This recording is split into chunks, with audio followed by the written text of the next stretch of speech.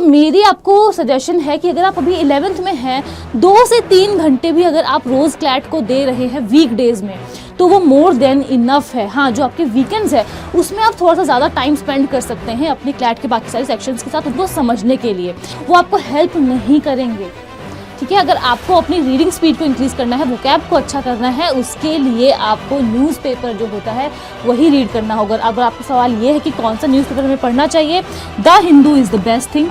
Hello everyone, welcome to the official YouTube platform of CLAT under 24/7। मैं हूं आपकी law mentor Dimple Pareek और आज हम एक बहुत ही इंपॉर्टेंट डिस्कशन करने वाले हैं। जी हाँ, अगर आप 11th स्टैंडर्ड में हैं अभी और क्लैट की तैयारी करना चाहते हैं, आपको समझ में नहीं आ रहा है कि मुझे मॉक टेस्ट देना चाहिए कि नहीं देना चाहिए, या अभी मैं ऐसा क्या करूँ कि अगले साल जब मैं क्लैट देने के लिए बैठूँ तो मेरा एग्जाम क्रैक हो, ये इन सभी बातों को हम डिस्कस करेंगे आज की इस वीडियो में, जिसके लिए आपको मेरे साथ एंड तक बने रहना पड़ेगा, ठीक है। अगर आप पहली बार आए हैं चैनल पर तो एक बार जल्दी से जाइए और चैनल को सब्सक्राइब जरूर कर दीजिए, बिकॉज जो आपकी पूरी क्लैट की जर्नी होने वाली है उसमें हम सभी लोग आपके बिल्कुल साथ रहेंगे। तो चलिए स्टार्ट करते हैं अपने आज के सेशन को। उसके पहले आपको बता दूं कि गांधी जयंती के अवसर पर अंडर 24/7 आपके लेकर आया एक स्पेशल ऑफर, जहां आपको मिलने वाला है flat 40% off on all law products, 2x validity on law महापैक and the lowest price ever. तो आपको क्या करना है, आपको कुछ भी परचेज करना है, आप जा सकते हैं हमारी एप्लीकेशन पर, आप जा सकते हैं हमारी वेबसाइट पर और यूज कर सकते हैं मेरा कोड DIM80। अगर आप मेरा कोड यूज करते हैं तो आपको मुझसे पर्सनल मेंटरशिप और गाइडेंस मिलने वाली है। तो चलिए स्टार्ट करते हैं अपने सेशन को और सबसे पहले देखते हैं कि हमें ऐसा क्या करना चाहिए जिससे इंश्योर हो कि अगले साल जब हम क्लैट का एग्जाम देंगे तो हमारा सिलेक्शन हो, ठीक है। तो उसको हम स्टार्ट करते हैं by quoting doctor Rabindranath Tagore. उन्होंने क्या कहा था, you can't cross the sea merely by standing and staring at the water. यानी कि अगर आपको सी को पार करना है तो आप सिर्फ खड़े रहकर और उसकी तरफ देखकर सी को पार नहीं कर सकते हैं, यानी कि आपको मेहनत करनी पड़ेगी। और उस मेहनत को अगर आप अभी से स्टार्ट कर देते हैं 11th स्टैंडर्ड से ही, तो आपकी जो रिजल्ट आने वाला है आपका क्लैट का, उसमें 4 चांद लग जाएंगे। तो इसी बात को हमेशा ध्यान में रखना है कि मेहनत में बिल्कुल भी कमी नहीं होनी चाहिए। अब सबसे पहले मुझे ये पता है कि आप लोग स्कूल जाते हैं, ठीक है, तो आप लोगों को एक प्रॉपर टाइम टेबल प्रिपेयर करना है। आपसे बहुत सारे लोग बोलेंगे 5 घंटे पढ़ो, 6 घंटे पढ़ो। मुझे पता है कि आप 8 आवर्स जो है आप स्कूल में रहेंगे, उसके बाद आप आएंगे, स्कूल की पढ़ाई भी इक्वली इंपॉर्टेंट है, आप वो भी करेंगे। तो मेरी आपको सजेशन है कि अगर आप अभी 11th में हैं, 2 से 3 घंटे भी अगर आप रोज क्लैट को दे रहे हैं वीकडेज में, तो वो मोर देन इनफ है। हाँ, जो आपके वीकेंड्स है उसमें आप थोड़ा सा ज़्यादा टाइम स्पेंड कर सकते हैं अपने क्लैट के बाकी सारे सेक्शंस के साथ, उनको समझने के लिए। तो अगर मैं बात करूँ सबसे पहले स्टेप की, तो आपको एक फिक्स टाइम टेबल प्रिपेयर करना है।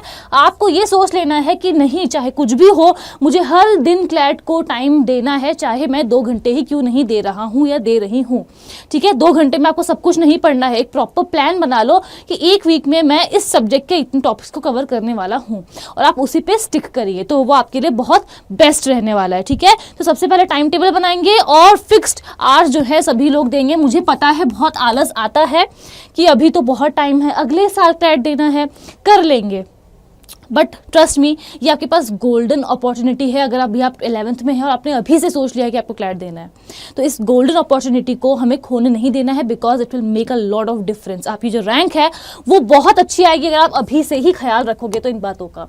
दूसरी बात है ब्रिंग कंसेप्चुअल क्लैरिटी। मेरे पास बहुत सारी क्वेरीज आती हैं कि मैम मॉक टेस्ट देना है अभी, जो अभी हम 11th में है तब। तो मैं आपसे यही कहूँगी कि अभी आपके पास बहुत टाइम है। सबसे पहले कॉन्सेप्ट्स को क्लियर करो, सेक्शन वाइज जितने भी है। फॉर एग्जाम्पल इंग्लिश है, आपको इंग्लिश अगर नहीं समझ में आती है तो आप उस पर काम करो। लॉ है, आप लॉ के बेसिक्स जानो।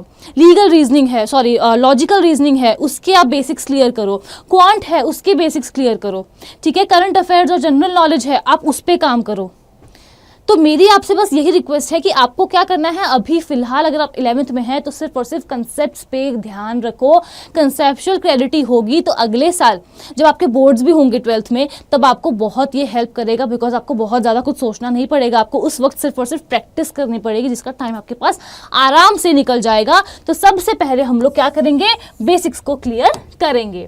उसके बाद मेरी आप सभी से एक और रिक्वेस्ट है, वो ये है कि न्यूज़पेपर रीडिंग रोज़ करें। जब आप 12th में आ जाएंगे, फिर आपको क्लैट देना होगा, तब आप स्टार्ट करेंगे, तो आपको वो उस हैबिट को बनाने में, इनकलकेट करने में काफ़ी टाइम लगेगा। ठीक है, तो अगर आप अभी से, जब आप 11th में हैं, अभी से स्टार्ट कर देते हैं न्यूज़पेपर रीडिंग, उसके बहुत सारे फ़ायदे होने वाले हैं। आप टाइम मैनेजमेंट सीखेंगे सबसे पहली बार। ठीक है, आपकी जो रीडिंग स्पीड है वो इंक्रीज़ होगी, आपकी जो करंट अफेयर्स है वो अच्छे होंगे, आपकी वोकैबुलरी इंक्रीज़ होगी। और अभी अगर आप 11th में हैं तो एक बात आप ध्यान रखिए, जब भी आप न्यूज़पेपर पढ़ते हैं तो मैं आपको यही बताऊंगी कि उसमें जो भी आप यूनिक 10 वर्ड्स रोज़ पढ़ते हैं उनको नोट करते जाओ, उनको और उनकी मीनिंग को नोट करते जाओ, आपकी वोकैबुलरी ऐसे ही इंक्रीज़ हो जाएगी। तो अगर आपने अभी तक भी स्टार्ट नहीं किया है न्यूज़पेपर को रीड करना तो कर दो अभी। मेरे पास बहुत सारे बच्चे आते हैं, पूछते हैं कि मैम न्यूज़पेपर हम मोबाइल फ़ोन से पढ़ते हैं एप्लीकेशन के थ्रू। ठीक है, वो जो एप्लीकेशन है उसमें बहुत ही छोटी, लाइक 60 वर्ड्स में, 100 वर्ड्स में वहाँ पर लिखा आता है न्यूज़, वो आपको हेल्प नहीं करेंगे। ठीक है, अगर आपको अपनी रीडिंग स्पीड को इंक्रीज़ करना है, वोकैब को अच्छा करना है, उसके लिए आपको न्यूज़पेपर जो होता है वही रीड करना होगा। अब आपका सवाल ये है कि कौन सा न्यूज़पेपर हमें पढ़ना चाहिए, the Hindu is the best thing. ठीक है, द हिंदू आप पढ़ सकते हैं या फिर द इंडियन एक्सप्रेस। ये दोनों न्यूज़पेपर्स हैं जो सभी लोग सजेस्ट करते हैं बच्चों को पढ़ने के लिए। तो आप द हिंदू भी पढ़ सकते हैं और आप द इंडियन एक्सप्रेस भी पढ़ सकते हैं। आई होप दैट इज़ क्लियर। अगर आप चाहते हैं कि मैं आपको बताऊं कि आपको किस तरीके से न्यूज़पेपर रीडिंग करनी चाहिए तो आप मुझे कमेंट करके ज़रूर बताइएगा, तो उसके बाद मैं आपके लिए एक डेडिकेटेडली वो वीडियो लेकर के आऊँगी। उसके बाद दूसरी बात, गिव सेक्शनल टेस्ट। आपको बहुत सारे लोग बोलेंगे कि मॉक टेस्ट दो, मॉक टेस्ट दो, मॉक टेस्ट दो। नहीं, अभी आपको अपनी फाउंडेशन को बिल्ड करना है। ठीक है, तो आपको यहाँ पर क्या करना है, कॉन्सेप्ट्स को क्लियर करो। जैसे जैसे कॉन्सेप्ट्स को क्लियर करते रहोगे उसके साथ में सेक्शनल्स लगाते रहो। फॉर एग्जांपल, आज आपने लीगल रीजनिंग पढ़ी है, तो लीगल रीजनिंग जब आप पढ़ लेंगे, फॉर एग्जांपल आपने एक टॉपिक पढ़ा, एक टॉपिक को पढ़ने के बाद उससे रिलेटेड क्वेश्चन सॉल्व करो, वो आपके लिए ज़्यादा हेल्पफुल रहेगा अभी, रादर देन गिविंग मॉक्स। ठीक है, तो अब अगर आप 11th स्टैंडर्ड में हैं तो आपको क्या करना है, आपको अभी सेक्शनल टेस्ट देने हैं। बिकॉज जितने आप सेक्शनल टेस्ट देंगे, जितना आप अपने बेसिक्स को क्लियर करेंगे, आपको पता चलते जाएगा कि आपका कौन सा वो सब्जेक्ट है जो स्ट्रेंथ है और कौन सा सब्जेक्ट है वो वीकनेस है। ठीक है, और जैसे ही वो पता लगेगा आप अभी से ही उस पर ज़्यादा वर्क करना शुरू कर देंगे। बहुत सारे बच्चे गलती करते हैं आज भी, जो अभी इस साल 12th में एग्जाम देने वाले हैं, वो बोलते हैं कि मैम क्वांट तो सिर्फ 10 मार्क्स की आ रही है, काम करते हैं उसको छोड़ देते हैं, बिकॉज मेरी क्वांट अच्छी नहीं है, अब 2 महीने बचे हैं, क्या ही करना है। ये गलती कोई भी नहीं करेगा। ठीक है, आप जल्दी से अपने बेसिक्स को क्लियर करना स्टार्ट करो, उससे रिलेटेड आप सेक्शनल टेस्ट लगाओ। जैसे ही लगाओगे आपको पता चल जाएगा कि आपके कौन सा सब्जेक्ट अच्छा है, कौन सा बुरा है, किस पे वर्क करने की ज़रूरत है। और जैसे ही आपको वो पता चल जाएगा, तुरंत उस पर वर्क करना शुरू करो अभी से ही, तभी जाकर 12th में जब आप आओगे तो चीज़ें आपके लिए बहुत आसान हो जाएगी। ठीक है, so I hope that is clear. उसके बाद next thing is focus more on the weaker sections. ये मैं आपको बता ही चुकी हूँ कि ऐसा बिल्कुल भी नहीं सोचना है कि 10 मार्क्स का ही आ रहा है अगर कुछ तो फिर छोड़ो, जाने दो उसको, let me focus on 110 marks. नहीं, हमें पूरे 120 मार्क्स पे फोकस करना है, बिकॉज छोटी छोटी जो चीज़ें होती है ना, वही कई बार हीरो बन जाती हैं। ठीक है, तो हमें उस चीज़ का बिल्कुल ख्याल रखना है। एंड दूसरी जो सबसे इम्पॉर्टेंट और पहली सबसे इम्पॉर्टेंट जो बात है वो है ये कि आप जब भी अपनी प्रिपरेशन को स्टार्ट करेंगे, पास्ट ईयर पेपर को एनालाइज करे बिना नहीं करेंगे। ठीक है, पास्ट ईयर पेपर आपको बहुत इजीली अवेलेबल हो जाएंगे। आपको नहीं मिलते हैं तो मैं आपको मेल आईडी बता दूंगी मेरी, आप मुझे मेल ड्रॉप कर देना, कमेंट सेक्शन में कमेंट कर देना, मैं आपको प्रोवाइड करवा दूंगी। ठीक है, तो पास्ट ईयर पेपर जो है आप उनको जब तक एनालाइज नहीं करोगे आपको समझ में नहीं आएगा कि क्लैट किस तरीके के क्वेश्चन पूछता है, क्या पेपर पैटर्न है। एक बार अगर आप सभी चीज़ों को एनालाइज कर लोगे तो चीज़ें हमारे लिए बहुत आसान हो जाएगी। जिस दिन हम एग्जाम देने जाएंगे उस दिन हमें शॉक नहीं लगेगा कि अरे यार ये क्या आ गया, बिकॉज हम मेंटली प्रिपेयर्ड रहेंगे। ठीक है, तो पास्ट पेपर्स को एनालाइज करो और उसके पैटर्न को समझो, उसी के बाद अपनी तैयारी को शुरू करो। ये आपका फर्स्ट स्टेप होना चाहिए।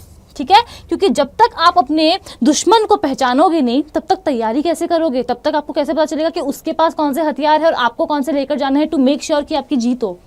ठीक है, सो आई होप ये बातें आपको समझ में आ रही हो। And last but not the least, अभी से ही डीमोटिवेटेड नहीं होना है। मैं जानती हूँ बहुत सारे बच्चों को जो अभी 11th में हैं और मॉक टेस्ट दे रहे हैं और मार्क्स अच्छे नहीं आ रहे हैं, तो मैम नहीं हो पाएगा, काम करते हैं, ड्रॉप कर देते हैं, छोड़ देते हैं। मैम मेरी इंग्लिश अच्छी नहीं है, काम करती हूँ, मैं छोड़ देती हूँ। ये नहीं करना है। ये तो बहुत अच्छी बात है कि आपको अभी से ही पता है कि आप में कौन सी कमियां है जिसमें सुधार की ज़रूरत है। तो डीमोटिवेटेड कभी भी कोई भी बिल्कुल भी नहीं होगा। कभी भी कोई भी समस्या होगी, मैं आपके साथ हूँ, आप मुझे मेल ड्रॉप करो, हम लोग बात करेंगे, आपकी प्रॉब्लम को सॉल्व करेंगे, ठीक है। लेकिन डीमोटिवेट होकर के एग्ज़ाम नहीं देना है, ये कभी मत सोचना। अच्छा खाना खाओ, अपने हेल्थ का ख्याल रखो। अगर ज़रूरत पड़े तो फिर आप लोग मेडिटेशन भी कर सकते हो, योगा करो, वॉक करने जाओ, दोस्तों से बात करो, पेरेंट्स से बात करो, घर पे सिबलिंग्स के साथ खेलो, जो करना है करो। पढ़ाई के साथ साथ जो एक्स्ट्रा करिकुलर एक्टिविटीज़ होती हैं वो इक्वली इंपॉर्टेंट होती हैं। मैंने ये मिस्टेक की थी जब मैं पढ़ाई कर रही थी कि मैंने अपना पूरा टाइम पढ़ाई को दे दिया, कि जब फिर उसके बाद जब मेरा सिलेक्शन हुआ देन मेरे साथ बहुत सारे मेडिकल कॉम्प्लिकेशंस हो गए थे, बिकॉज मैं बहुत लॉन्ग आवर्स ऑफ सिटिंग देती थी अपनी पढ़ाई को। तो ये चीज़ें, ये गलती आप नहीं करेंगे। और क्योंकि मैं सीख चुकी हूँ इसीलिए मैं इतने कॉन्फिडेंटली आपको बता रही हूँ, क्योंकि मुझे पता है कि अगर मैं सीख चुकी हूँ तो मैं आपको बता सकती हूँ, क्योंकि मुझे पता है कि मेरे साथ क्या हुआ था, ठीक है। तो आप लोगों को क्या करना है, डीमोटिवेटेड नहीं होना है, हमेशा मोटिवेटेड रहना है और अच्छे से अपनी तैयारी करनी है। बिकॉज जितने फ्रेश माइंड के साथ आप पढ़ने के लिए बैठोगे, चाहे आप 2 घंटे, देखो फॉर एग्जांपल अगर आपका माइंड फ्रेश नहीं है और आपने 5 आवर्स भी स्टडी कर ली तो उसकी कोई अहमियत नहीं रहेगी। लेकिन अगर आपका माइंड फ्रेश है और आपने 2 घंटे भी पढ़ाई कर ली तो वो मोर देन सफिशिएंट होगा आपके लिए, ठीक है। इसी के साथ हम एंड करते हैं अपने सेशन को। ये मेरी मेल आईडी है dimple.parik@adda247.com।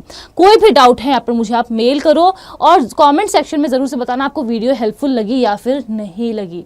Thank you so much, मिलती हूँ मैं आपसे अगली वीडियो में।